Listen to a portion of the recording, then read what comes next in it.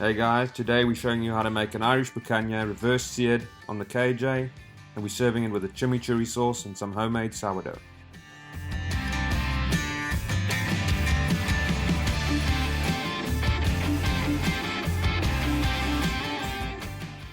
Our setup today is using a divide and conquer system with half indirect and half direct so we can reverse sear our picanha.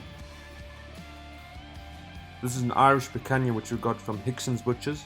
We're going and scoring the fat cap quite deeply in a cross hitch pattern and then salting it quite heavily, and this helps to render the fat down a little bit better while we reverse searing it.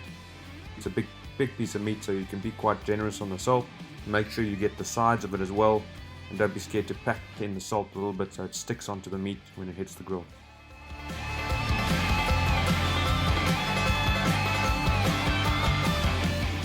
Go ahead and make a very quick chimichurri sauce now.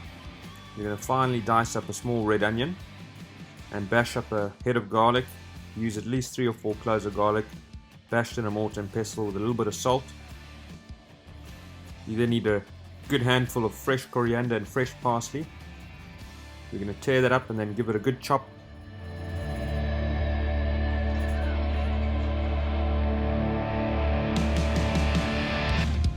We're using about 6 or 7 mild chilies and taking some of the seeds out.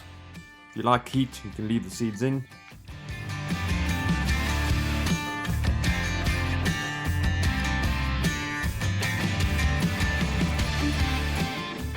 We're then going in with some freshly squeezed lemon juice, and we're using a bit of apple cider instead of the red wine vinegar today for a bit of a change up.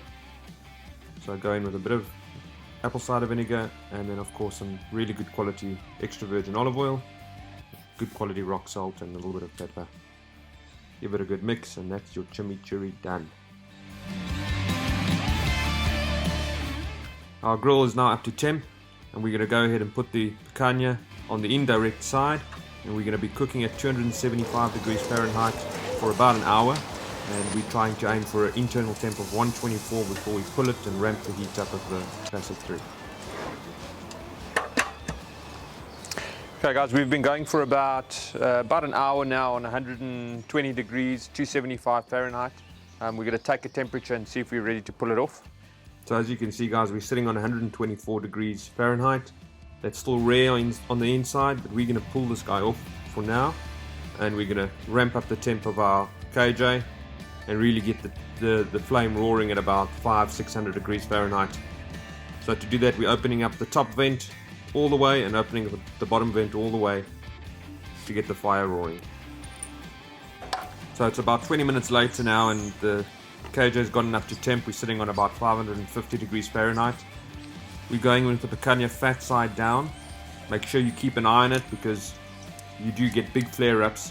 So we're going for about a minute and a half a side maximum, and then just do keep an eye on it. As you can see, the flames are really roaring, but that's what we want. We want to really sear this guy and get a good crust on the outside. And as you can see, that crust is just crisped up. It really looks awesome.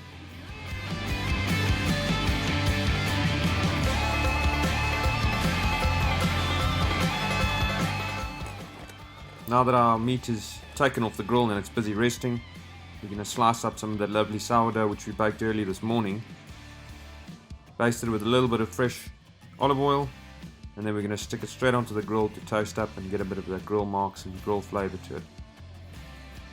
Once we've pulled it, we're going to add some finishing touches by taking some freshly cut garlic and scraping each piece with a little bit of freshly cut garlic just to bump up the flavor even more.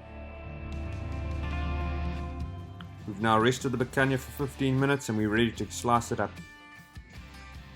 And just look at how the fat has rendered down. Awesome crust on the outside from that sear at the end there and the flames. And look how juicy that meat is. I mean, that fat has really rendered down into the meat, and it's going to give you the most juicy slice of picanha you've ever tasted.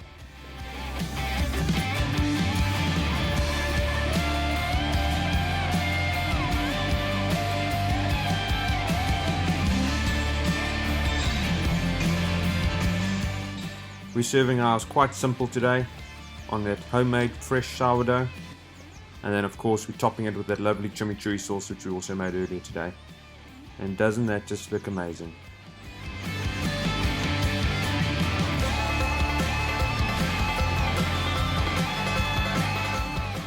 you like what you saw and you want to see more fantastic recipes, please follow us on Instagram, thebarbecuecompany.uk, and subscribe to our YouTube channel, and we'll be posting loads more recipes over the coming months.